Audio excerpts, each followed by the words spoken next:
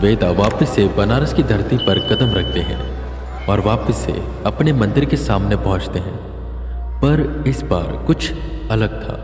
वेदा जल्दी से मंदिर के अंदर गए तो मंदिर के अंदर कोई बैठा हुआ था। केसरी धोती, जनेऊ धारण किए, गले में कंठी माला और चेहरे पर बड़ी सफ़ेद दाढ़ी। वो एक बूढ़े संत थे जो बैठे वहाँ पर भगवान की पूजा कर रहे थे शायद। पर ना जाने क्यों वेदा को उन्हें देखकर ऐसा लग रहा था कि वो भगवान की पूजा तो कर ही रहे हैं पर साथ में उनका इंतज़ार भी कर रहे हैं। वेदा उनके पास गए और उन्होंने उन्हें नमस्कार किया। वो साधु खड़े हुए और वेदा के करीब आए। वेदा को उनका ऑरा बहुत ही ज़्यादा पॉजिटिव लग रहा था, ऐसे जैसे कि धूप में छाया प्यासे को मिला जल और जलते हुए को ठंडक ऐसा। वेदा का मन एकदम से हल्का होने लगा। वो वेदा के कंधे पर हाथ रखते हैं और कहते हैं, वेदांत, मैंने बस तुम्हारा नाम सुना है, आज पहली बार तुम्हें देख रहा हूं। तुम वही हो ना जो उस ताकत के अंश हो।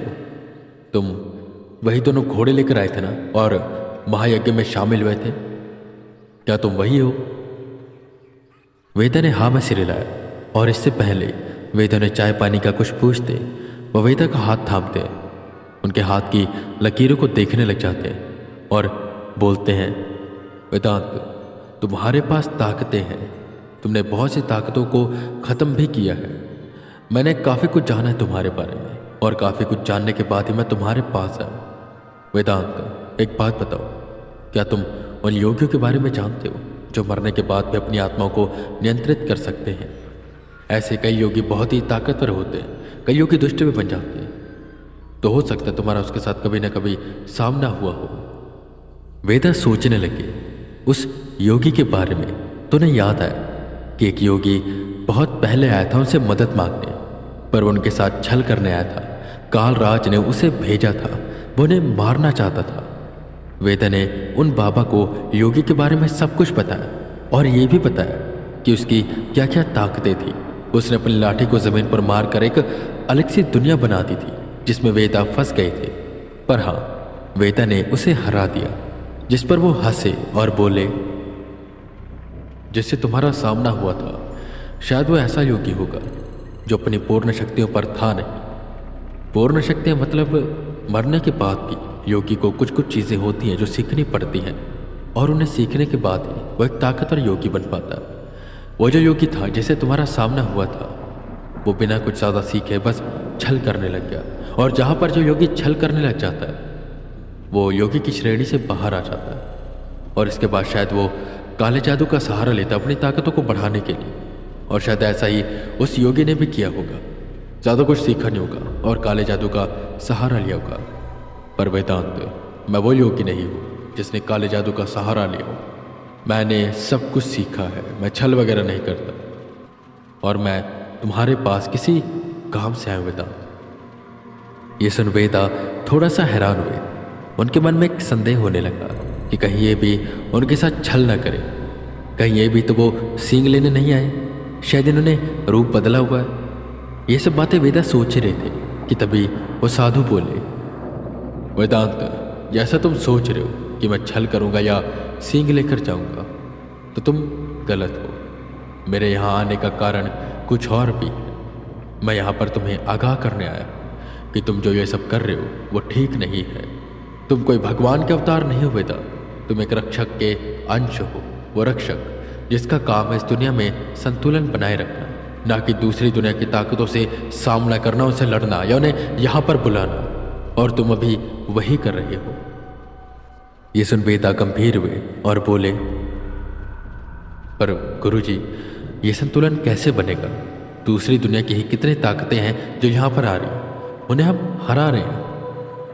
ये जो ताकत मुझे मिली है मैं उसका उपयोग अच्छे काम के लिए कर रहा हूँ, और अब मैं क्या करूँ जब दूसरी दुनिया की ताकतें आ रही हैं और इस भूलोक पर कुछ लोगों ने शैतान की पूजा की जिससे वो शैतान यहाँ पर आ गया। अब उसमें मैं क्या करूँ? मेरा काम उन्हें पराजित करना था, मैंने पराजित कर दिया, उसका ये सींग बचा। अब कोई अगर इसे अपने अंदर समाहित कर लेगा तो वो शैतान बन जाएगा। तो मुझे किसी न किसी तरह इसे बचाना ही पड़ेगा। हो सकता है मुझसे कहीं ना कहीं गलती हो रही हो, आप मुझे सही मार्ग दिखाइए। जिस पर वो योगी कहते हैं, वेदांत, दूसरी दुनिया से मेरा मतलब है वो दुनिया जिसका संबंध हमारे स्वर्गलोक, भूलोक या पाताललोक से ना हो। पाताललोक, भूलोक और स्वर्गलोक का संतुलन बनाना ये उस रक्षक का काम है और हमारा काम भी है। और जितना हमारा उतना तुम्हारा काम भी है। पर ये जिससे हमारा सामना हो रहा उसका हमारे इन तीनों लोकों से कोई संबंध नहीं है। ये जो भी शैतानी ताकतें हैं ये दूसरी दुनिया की ताकतें हैं और ये बहुत ही खतरनाक है। ये एक मंडराते हुए काल है हमारी धरती पर। यह इंसानियत के लिए बहुत बड़ा खतरा है।